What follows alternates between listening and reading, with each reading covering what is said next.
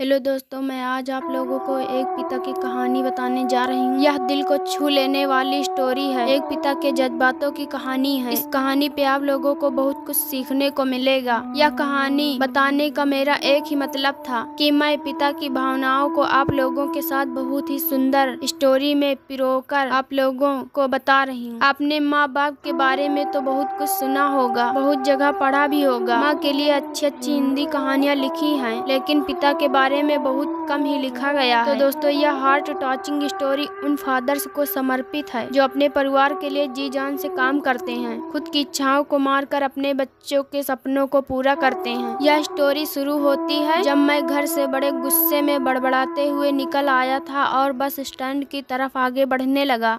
मैं मन ही मन बड़बड़ा रहा था, पता नहीं कितने पैसे छुपा के रखे हैं, लेकिन मेरे लिए एक बाइक नहीं ले सकते।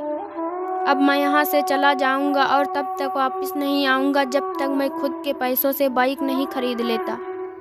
इतना सोच ही रहा था, तभी मेरे पैर में कुछ चुभने का एहसास हुआ। नीचे देखा तो समझ आया कि जल्दबाजी में पापा के जूते पहन आया हूँ। उन जूतों में कील उभरी हुई थी जो मेरे पैर में बार बार घाव किए जा रही थी, लेकिन उस समय गुस्सा अधिक था तो मैं बड़बड़ाते हुए आगे की ओर बढ़ गया। एकाएक मुझे याद आया कि मैं पापा का पर्स भी साथ ले आया। मेरे खुराफाती दिमाग में एक ख्याल आया, क्यों न आज पापा का पर्स चेक किया जाए, जिसे आज तक उन्होंने किसी को हाथ तक नहीं लगाने दिया था। पता नहीं कौन सा खजाना छुपा है इस पर्स में जो किसी को हाथ नहीं लगाने देते थे। जब मैंने पापा का वह पुराना पर्स खोलकर देखा तो उसमें पैसे तो नहीं थे, लेकिन पैसों की जगह एक डायरी रखी हुई थी। तब मैंने सोचा, ओह, तो यहाँ खजाना छुपा रखा है। मैं समझ रहा था कि यहाँ पापा ने लिखा होगा कि किस से कितने पैसे लेने हैं और किसको कितने पैसे देने हैं, लेकिन मैं गलत था। जब मैंने उस छोटी सी डायरी का पहला पेज खोलकर देखा तो वहाँ पर जो लिखा था वह थोड़ा सीरियस कर देने वाला था। डायरी में जो लिखा था उससे पढ़ने के बाद मेरे चेहरे पर जो एक्सप्रेशन थे वह गायब हो चुके थे, क्योंकि डायरी में वैसा कुछ नहीं था जैसा मैं सोच रहा था। वहाँ उन पैसों का हिसाब लिखा हुआ था जो अलग अलग कामों के लिए अलग अलग लोगों से उधार लिए गए थे। उस लिस्ट में कंप्यूटर के लिए पैसे लिए गए थे। कुछ यूँ लिखा था, 50,000 बेटे के कंप्यूटर के लिए। यह वही कंप्यूटर था जिसे मैं आज तक यूज कर रहा हूँ, लेकिन मुझे यह पता नहीं था उस कंप्यूटर को खरीदने के लिए पैसे कहाँ से आए थे।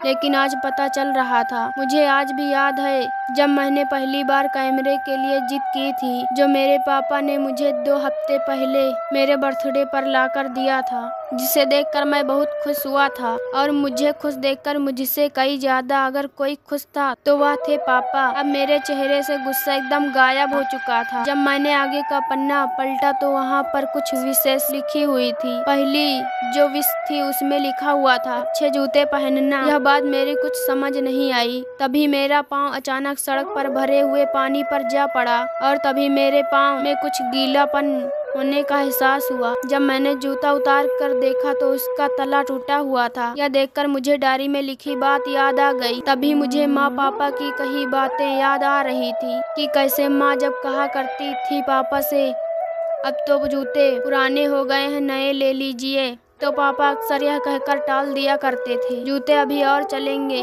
अभी कुछ दिन पहले तो लिए थे। मुझे आज समझ आ रहा था कि कितने दिन और चलेंगे। साथ ही साथ यह भी समझ आ रहा था कि पापा पर्स को क्यों छुपा कर रखते थे।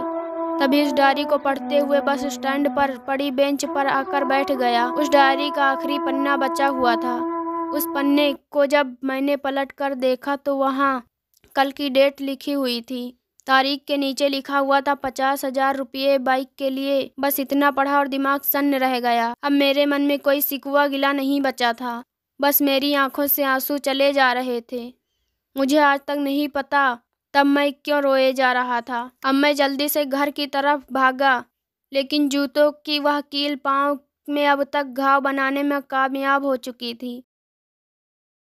मैंने जूतों को रास्ते में ही निकाल कर फेंक दिया और भागते हुए लड़खड़ाते हुए घर जा पहुंचा, लेकिन पापा घर पर नहीं थे। मैं समझ गया वह कहाँ थे। मैं सीधा पास वाली बाइक एजेंसी की तरफ भागा। पता नहीं आज कहाँ से इतनी ताकत आ गई थी।